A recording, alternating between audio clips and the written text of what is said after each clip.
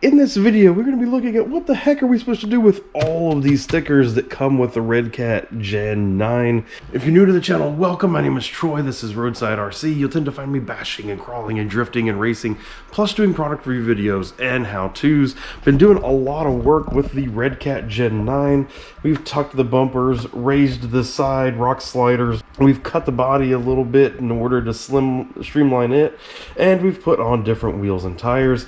It's now officially time to get into this massive amount of stickers, figure out where some of them go. Do we use all of them? Do we not use all of them? What does that look like? Now you will notice that there are some stickers on here that are actually labeled. So like this big white sticker says the hood, these say the rocker panels. That's awesome. That's a little bit helpful.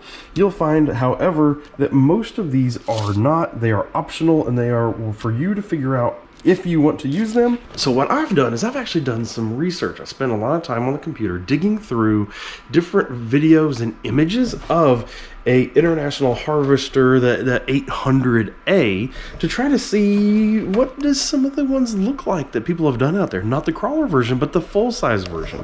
One of the things that you'll see is there was a special edition SR2, and these big stripes right here did go right down here on the bottom of the truck, and they did have a big fat stripe or a narrow stripe that would go right down the side. That is one of the ones I've considered doing, is putting on this narrow stripe right through here. When you look at the picture, it's supposed to go above the lock, below the handle, above the rear tail light and front turn signal.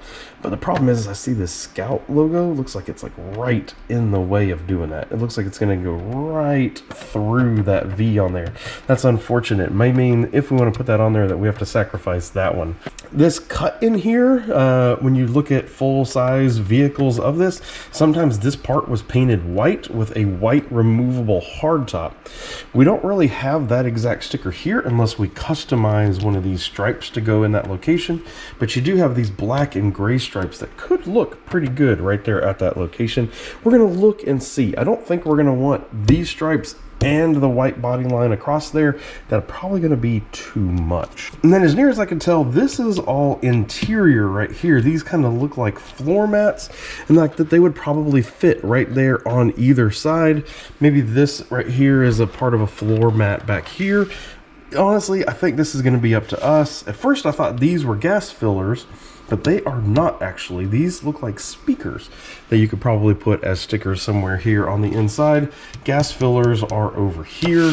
According to what I could see from pictures online, it looked like the gas filler should go on the passenger side of the vehicle, or the right-hand side for there. I don't know if I'm going to be using any of these big Redcat logos. I think I'll probably skip all that. I'm going to try to keep this a little bit more on the minimal side instead of just covering it with stickers. I do love this idea right here that Redcat provided, which is you could have a little stamps of wherever you've been and wherever you've driven your truck. So clearly I live in Tennessee, so we can go there. I'll be going to Florida for USTE pretty soon, so I can put that in there. It could be kind of fun. So I really like this idea. I will definitely be keeping these stickers long term either way.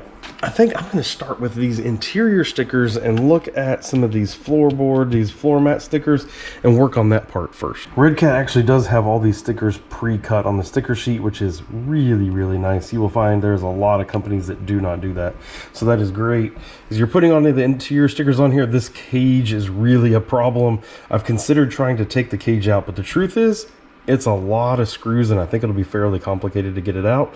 I think I might just work around it. We'll see if I regret that decision. This passenger side floor mat went in really, really easy. I was able to just lay it down and roll it forward. Driver's side's not going to do that because there's pedals and stuff in the way. So maybe I am going to look at what it takes to get this dash out. It looks like 2 screws here in the front are definitely 2 of the major hold-ins for that dash, but then otherwise it looks like it actually connects up to the whole cage. Maybe I'm going to get that cage here too, because there's 1, 2 screws there, and then over here there's 1, 2, 3, 4 screws there. I got all 8 of those screws out, and it still won't come loose, because it turns out you also need to get these right here, down here, right in the little corner here. I give. I give. All those screws are loose. those screws are now all out and it still won't budge. I think now, in order to get this truly out, you'd have to take out both screws of the mirror, the screw from the door handles, and the screws that hold this back mechanism on, and you take the whole assembly out, maybe out through the bottom. I think maybe that's what you actually have to do. And I don't want to. So I think that's what you'd have to do, and I'm not going to do it. And so I'm going to put all these screws back in it, and I'm going to take that floorboard, I'm going to trim it so that it doesn't have to go up underneath the pedals, and it'll be just fine, and nobody will ever know, except I just told all of you. So except for that part, nobody will ever know. It'll be fine. Aha, partial success. So floor mat is in there, rear floor mat is in. I've now spent a decent amount of time looking at these two stickers, and I can't for the life of me figure out where I really think they should go. They almost look like they could go right in here, but they're the wrong shape. They're kind of the right shape, but they're not the right dimensions. I legitimately have no clue where these are supposed to go, so we're gonna skip them. The rest of all these stickers are kind of just here for giggles, bumper stickers and little badges and stuff along those lines, so you can choose where to put those.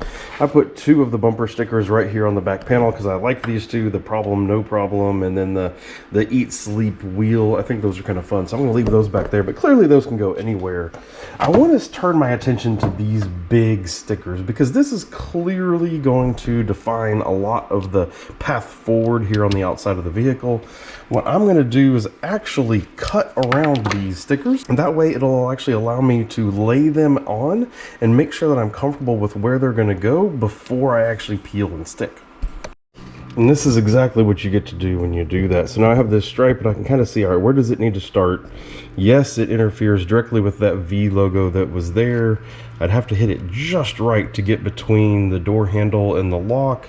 And then down here on the back, I'd have to wiggle it just right to get above that turn signal. So it would have to be just perfect, and I would need to get rid of this V logo. This is an example I think actually looks really good, but I can't pull it off and the white stripe also. That would be too much. And of course, I also have my Roadside RC logo. Well, where should that go? I mean, that looks like it's just kind of almost ready-made for the Roadside RC logo.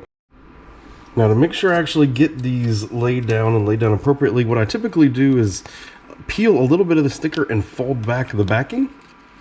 And then I can actually lay this down exactly where I want it to get it started, make sure I'm happy with where it is, and lay that first beginning down. And I don't have to worry about the rest of this sticker hitting a bunch of stuff, right? Or getting stuck on other things. And then you can just slowly peel it and lay it down as you go, making sure that you're staying straight the whole time. And then just like that, you work out the air bubbles, press it down as you go, and bang, just like that. Stripe is on and looking good. So I did remove this V off of this Scout. I just cut a little line with a sharp knife and then was able to peel that up. I am going to come in here again, same thing. I'm going to peel back some of this. I'm going to start this stripe right at this one body parting line. And I'm going to take it as straight as I can, right where I believe it needs to go.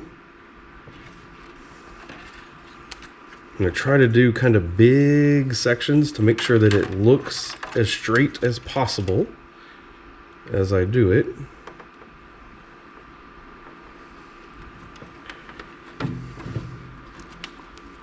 And then what I got to watch down here on this end is I got to make sure that I actually hit above that marker light. Boom, just like that. Okay, and there we go. Scout with the light, with the white on the side, stripes on the top. That's looking much better. And there we go, finished product. I think that actually really does look good. I mean, think about how this truck has now changed compared to when it was bone stock. Tires and wheels, bumpers, rock sliders, now all the stickers. looking much, much better here. It really is looking so much meaner, has a much more aggressive stance, body looks a little slimmer with everything on it. Maybe I went a little bit too far. Maybe the roadside RC is a little bit much back there. Probably maybe need to end up going ahead and pulling that back off, but it is fun.